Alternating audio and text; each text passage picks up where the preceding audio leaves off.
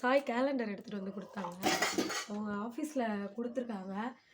இந்த கேலண்டர் கொடுத்தாங்க. அது எனக்கு ரொம்ப ரொம்ப சர்ப்ரைஸ் ஆயிடுச்சு.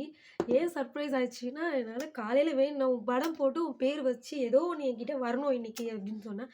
இன்னொன்று ஹஸ்பண்ட் என்ன சொன்னாருன்னா, கரெக்டாக அது எடுத்துகிட்டு வரும்போது சாய்பாபா கோயில்கிட்ட இந்த கேலண்டர் வந்து இப்படி இடிச்சிருச்சு, சாஞ்சிருச்சு அப்படின்னு சொன்னார்.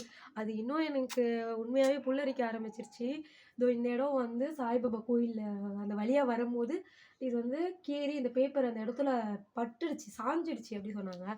அதுவுமே எனக்கு அவரோட பிளெஸ்ஸிங்கோடு தான் எனக்கு இது வந்திருக்கு அப்படின்றது திருப்தியாக இருக்குது. உண்மையாகவே யார் கிஃப்ட்டு கொடுக்குறாங்களோ இல்லையோ, சாய் எனக்கு வந்து ஏதோ ஒன்று கொடுக்கணும், இன்றைக்கி நீ என்கிட்ட நீ வரணும் அப்படின்னு நான் வேண்டிக்கிட்டேன். அது வந்து எனக்கு நடந்துச்சு. என்னன்னா அது ஒரு ஏக்கமாக இருக்கும். யாருமே வந்து ஒரு விஷ் பண்ணால் கூட நம்மளுக்கு மறந்துடுறாங்க. யாருமே இல்ல